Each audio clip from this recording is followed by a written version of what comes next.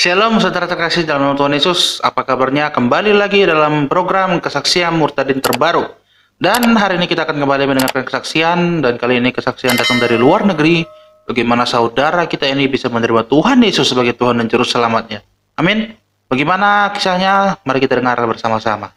Your mom had converted to Christianity. It shocked your family, your siblings included. Yeah, it completely shocked me because it's something that is unexpected in the Muslim community. And so what was happening in your life at that time? Were you thinking, okay, I'll accept Jesus, I'll go in that direction, or were you against it? What were your thoughts? The funny thing is I was just thinking about what other people would think. That's it. I was thinking what my family would think, what my Muslim friends would think. I was thinking of all those times I went to Islam school and I had to memorize the Quran. What was that for? It was for nothing. You wasted our time, Mom. Like, what is this? So a lot of questions ran in my mind. So what was your relationship with God? For me, it was more of what I can do for God. I think the difference, and I'm starting to realize that now as more as I follow Jesus, the difference was me trying to prove to God that I'm worthy. So all my life I'm working and working, trying to bring my good deeds up. Even though there was bad deeds, I was trying to outnumber those bad deeds by doing good deeds. And that was my relationship with God, which came through, 5 prayers and memorizing the Quran was one of them. The more I memorized, the more people knew that I knew the Quran. It was like, okay, God is accepting me that way, and I'm going to continue doing that. And you also talk about being focused on self. You were focused on your career, on accomplishing things, and it was more focused on you than anything else. Yeah, exactly. And that actually happened when my mom made that decision and she told me about her following Christ. I realized, I came to the conclusion, you know what? If she's not following Christ, if she's not following Islam, you know what?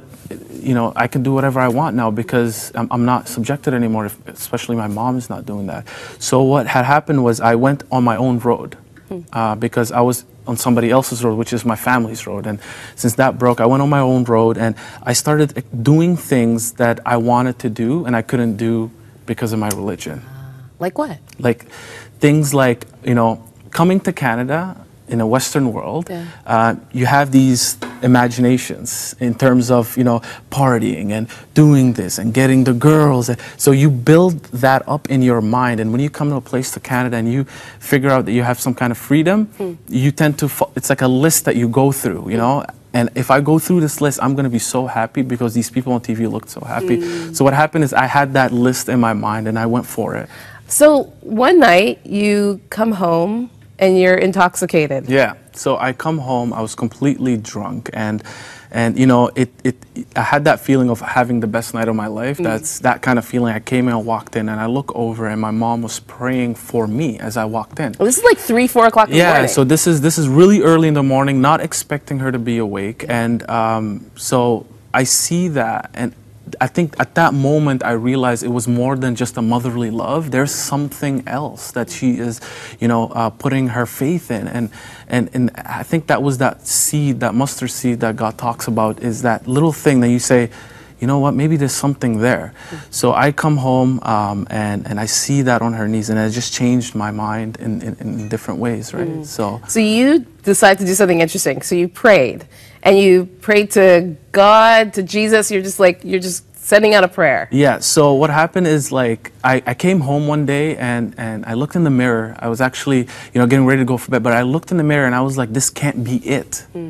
There has to be something more, because every time I reach a desire or a goal, it like fades away. It never stays. And I said, you know what, this can't be it, because if I'm seeking something and I'm not getting it, then that means something is wrong. So I looked in the mirror and I said that to myself, and then I went and said, Allah, God, whoever, whatever it is, I know there's something more. Show me something, so I can seek that thing that's rather than something that's a lie, right? So, and that's what happened. What happened? So I'm expecting like a miracle, I'm going to change my life and I'm going to become amazing. Yeah. But what happened was I started remembering sins and bad things that I did in the past. And it was almost like my conscience revived, right? And it was like I felt bad and gross about the things that I did way back in the past, even the things before my mom changed, right? So, and I remembered, even, it doesn't matter how much good deeds I do, those bad deeds are still there. Right?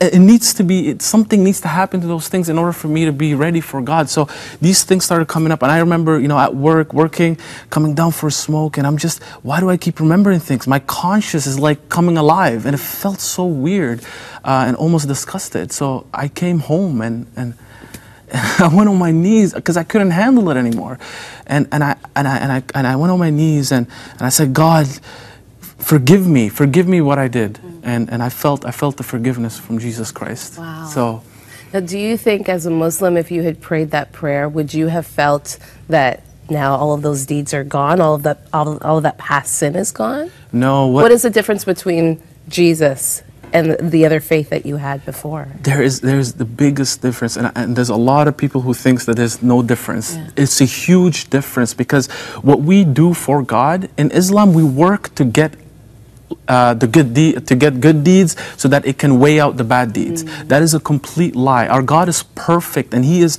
awesome, and He is the perfect judge. And if your God is gonna wink at your sin, then He's not a God. So the difference is that in Christianity is that God did it, and because He did it, out of the abundance of God's love, and that's when you do the good things. That's why you pray. That's why you go, you know, and turn the other cheek and love the people that you do, that usually you don't love, because God's love, because He did this for you.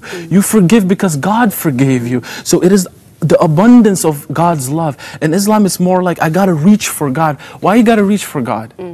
Why you gotta reach for God if God can't forgive you and you can just go to Him without, you know, showing off or showing your good deeds, right? And so as you prayed that prayer, all of those past sins are now on Jesus.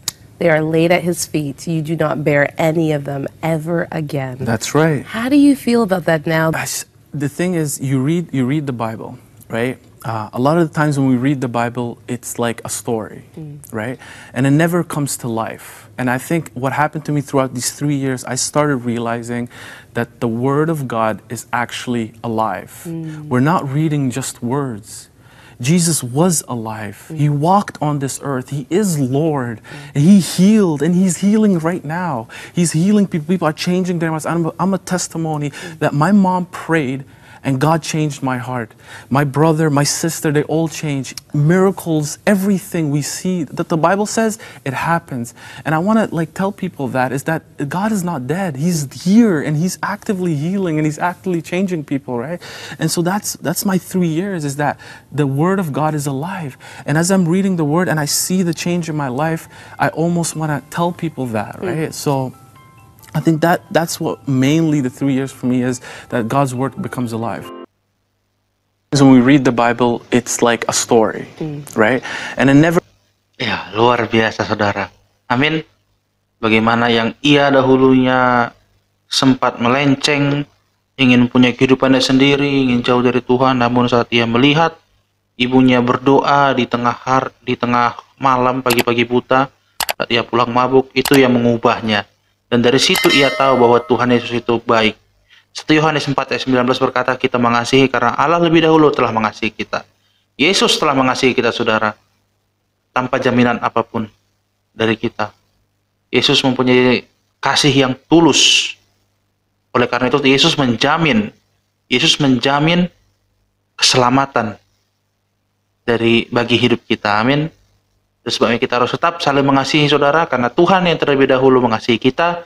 Dan bagi saudara yang ingin berbalik kepada jalan yang benar, mari saudara lakukan. Jangan ragu, jangan bimbang, ambil keputusan tersebut. Luar biasa. Ya, kesaksian yang luar biasa, dan saya harap kesaksian ini bisa menjadi peneguh bagi iman kita. Saya Ambrose Tinja, salam dari Khotbah Pada Channel. Sampai jumpa di kesaksian berikutnya. Tuhan Yesus memberkati. Shalom.